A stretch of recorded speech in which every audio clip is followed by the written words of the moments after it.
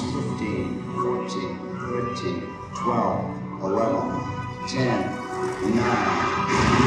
Ignition sequence start. The engines are armed. 4, 3.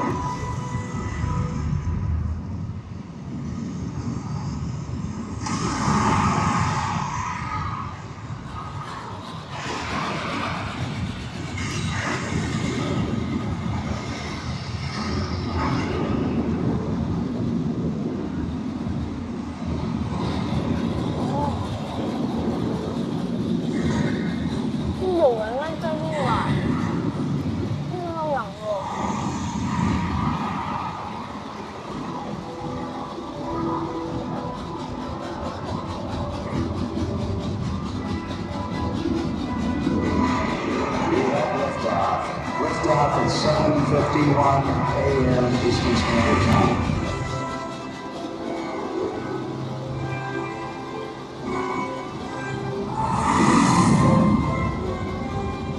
We have cleared the tower. Sorry, we just finished watching the film strip. It was the launching of Apollo 8. I feel really bad for the people of Apollo, the people and the one which exploded. If they actually had like families, that would have been horrible. But the Apollo 8 actually managed to get to the moon. They managed to orbit it a couple times, and then they went back to Earth, and they were alive, which is nice.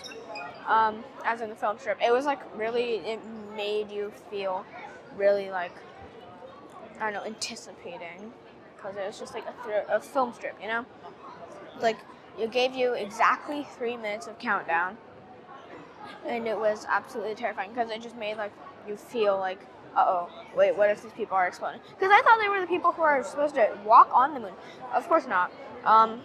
There was Armstrong, wasn't it? And the Buzz guy. But yeah, that was cool. The seats vibrated. It felt weird. It was the one apparently that sent the sleigh baddies onto the moon. Like onto the moon, like walking on the moon. It's humongous. I don't know if this is a model or like the actual one. I hope it's the actual one because it looks really cool. It's huge. It takes up this entire room all by itself, majority, and then you still got this entire room for people to look at. It's baddie. It's such a baddie. The fact that it survived the mission out of the orbit and then went to the moon and then dropped people off and then like came back. Okay, that's actually kind of cool though. I'm pretty sure this is the command module according to like the description. So it's basically like the astronauts' home and whatnot. It's like their kitchen, their home base basically, like a bedroom and stuff. This was like the only part of the thing that actually returned to Earth, because the other part, it's called the SM. It like they just threw it out. They just threw it into orbit and never actually came back. So this basically brought the astronauts home, or else they'd be stuck out there too. That'd be horrible. You can't really go inside though. You can't really see anything, but there's like a bunch of pipes and stuff. So this is the baddie that basically takes the astronauts down onto the moon after their capsule, because you don't take your house on vacation with you. So the house is like rotating big. So you know the other thing, the silver thing that we just saw. That's basically their house. You don't take your house on vacation with you. It circles around the moon and it's waiting for you. It's waiting for the astronauts technically to come back. And 2 of them go onto the moon. The last one stays behind and housekeeps, I guess. So this baddie behind me, and this is the capsule that takes the other 2 astronauts who had decided to go on vacation down onto the moon, and just vibe on there. But they don't take their car. They don't take the airplane. Okay, this is like the airplane. Okay, so we came to Florida. Pretend this is the airplane that we came in. So they don't take the airplane home with them. The airplane stays in the airport, and then they go home. So think about like that. Okay, so this is the airplane. You don't take the airplane with you home after vacation, right? So their airplane stays in the airport, which is the moon, and then the astronauts go back home, which their home is currently spinning around the moon, with their housekeeper inside, which is their 3rd astronaut. So basically, think about it.